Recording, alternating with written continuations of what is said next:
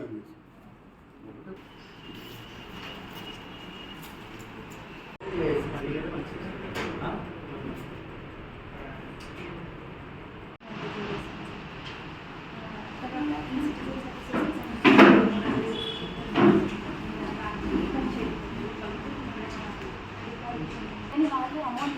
Pending ఉంది అది ఎందుకు వాళ్ళకి ఆటోమేటిక్గా ఓన్ వచ్చేస్తారు ఓన్ వచ్చిన తర్వాత కంప్లీట్ పెట్టేస్తారు అది 1 day sir plus 2 days 3 to 4 days process అవుతుంది రెండు అయిపోతే అప్పుడు ఫ్రీ ఫ్రీ అవుతుంది సార్ 4 days తొందరగా వేసి వివో బిల్డింగ్ సెక్షన్ సార్ బంగ్లా పెడతాడు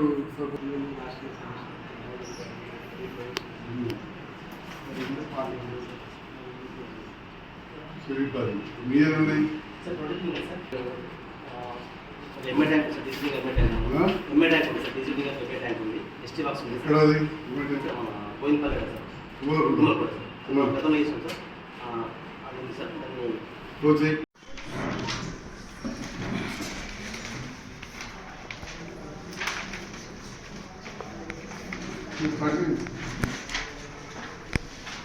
దాన్ని సంబంధించి కూడా ఈ 99 రోజుల ప్రణాళికలో ఇంక్లూడ్ అయి ఉంది.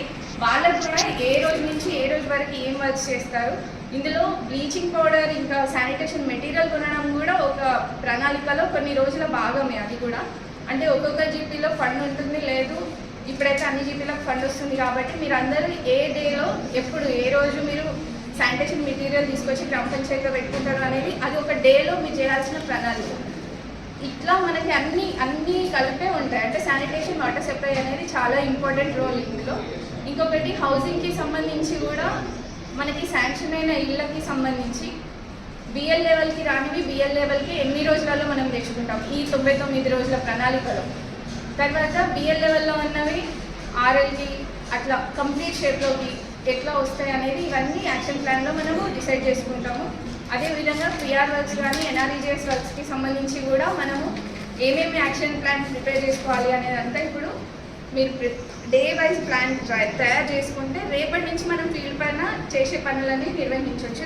దాంతో పాటుగా సిటిజన్ సర్వీసెస్కి సంబంధించి అంటే గ్రామ పంచాయతీలకు సంబంధించి సిటిజన్ సర్వీసెస్ ఉన్నాయి.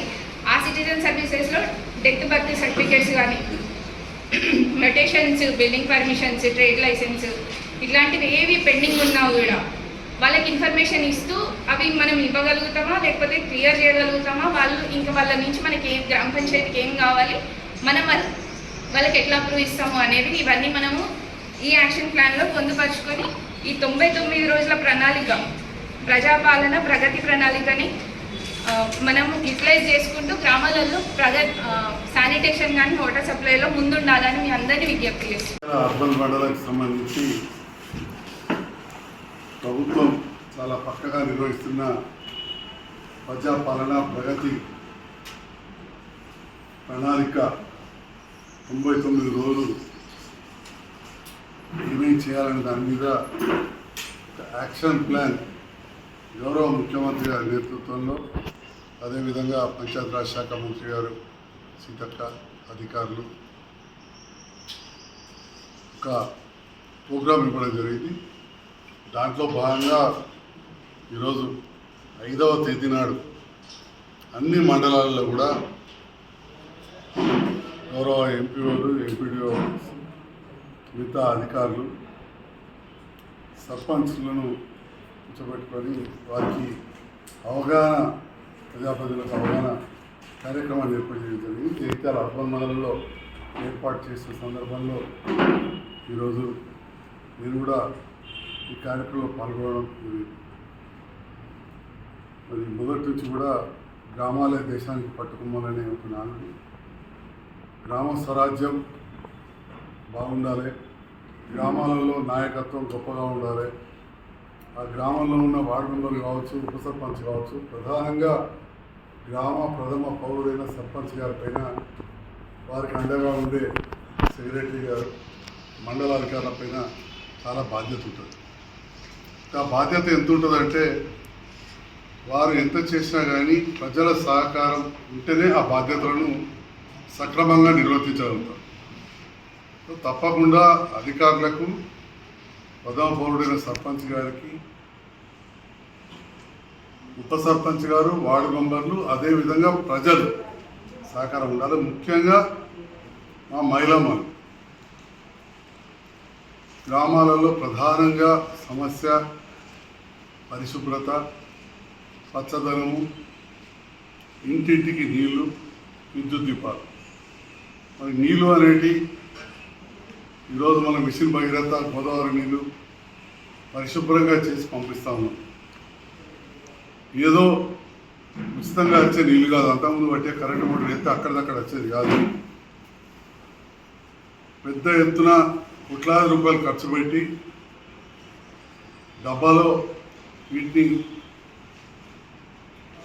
గ్రామాల్లో ఈ నీళ్లను శుభ్రం చేసి గ్రామానికి ఇచ్చినప్పుడు మళ్ళీ గ్రామానికి వచ్చిన తర్వాత ఆ నీళ్ళలో ఉన్న క్లోరిన్ ఎవాపరేట్ అయిపోతుంది. కాబట్టి వాటర్ ట్యాంకులు క్లీన్ చేసి వాటర్ ట్యాంకులలో క్లోరినేషన్ చేసి ఇచ్చిన సందర్భంలో మా మహిళలు కావచ్చు, ఇళ్లలో ఉండే అందరూ కూడా ఈ నీటిని వృధా చేయరు.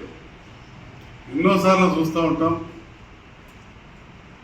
ఇళ్లలో ఆ నీరు వచ్చే నల్లాలు పాడైపోయి ఉంటాయి లేదా ఇరిగిపోయి ఉంటాయి. ఆ నీళ్లను పైపును మూలతో తెస్తాయి.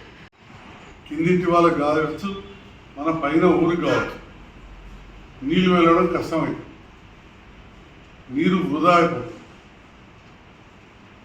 అది ప్రధాన బాధ్యత తీసుకోవాలి. రెండవది గ్రామ సర్పంచ్ గారు కానీ, సెక్రటరీ గారు కానీ, పారిశుద్ధ్య సిబ్బంది కరెంటు ఇంట్లో ఎట్లా పొదుపుగా వాడుకుంటామో వీధి దీపాలను కూడా కొంత చీకటి పడే సమయానికే ఆన్ చేసి సీజన్ బట్టి చలికాలం కొద్దిగా లేట్ అవుతుందా తెల్లారుతుంది కాబట్టి లేట్గా పని.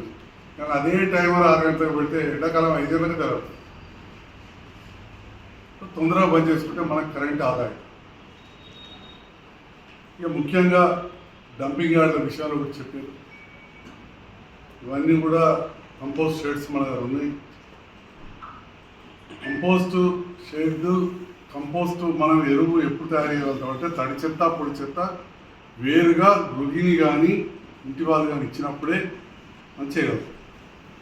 మనం అదే ప్లాస్టిక్ కవర్లో ఉన్నాయని వేసిస్తే దాన్ని తీసుకుపోతే ఆ ప్లాస్టిక్ కరగది, కాలది, మురగదు. సో మనకు ఏదైతే ట్రాక్టర్కి ఇచ్చేటప్పుడే, ఆటోకి ఇచ్చేటప్పుడే, సఫాయాన్ని తీసుకుపోయేటప్పుడే తడి చెత్త అంటే మన కూరగాయలు కావచ్చు, నీళ్ళు అంట్లు కావచ్చు, కోడిగుడ్డు కూరలు కావచ్చు, చేపత్త కావచ్చు, అది వేరు. ప్లాస్టిక్ కవర్లు, మందుగోళీలు, మన అట్టడబ్బాలు అవి వేరు ఇచ్చినప్పుడు, గ్యాస్ పెట్టులు వేరు ఇచ్చినప్పుడు మన సిబ్బంది కూడా వాటిని వేరే ఇస్తే ఒకవైపు కంపోస్ట్ అవుతుంది, ఎరువుగా వాడుతుంది, గ్రామ పంచాయతీకి ఆదాయం వస్తుంది. ప్లాస్టిక్ కూడా రీసైక్లింగ్కి తీసుకుపోతారు, గాజులు కూడా తీసుకుపోతారు.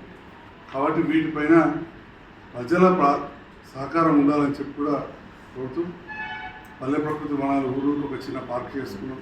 కొన్నకల పెద్దవి ఉన్నాయి, కొన్నకల చిన్నవి ఉన్నాయి.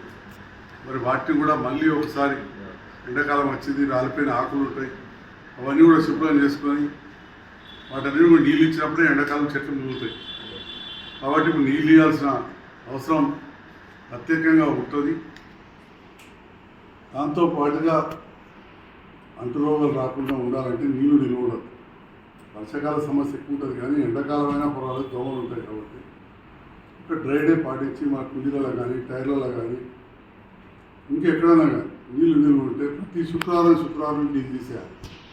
ఎందుకు శుక్రవారం అని కూడా పెట్టారంటే డ్రై డే, ఫ్రైడే అని పెట్టారు. ఎందుకు అంటే మనకు దోమలు ఏవైతే ఉంటాయో అవి గుడ్లు పెడతాయో ఆ గుడ్లు ఎగ్స్ లార్వా అయి మళ్ళీ పిల్లలు పెట్టి దోమ పెరిగే వరకు ఒక వారం రోజుల పైన టైం పడుతుంది. కాబట్టి వారానికి ఒకసారి శుభ్రం చేసుకుంటే ఆ మూలలో కానీ నీళ్ళలో కానీ ఆ దోమలు పెరిగే అవకాశం ఉండదు.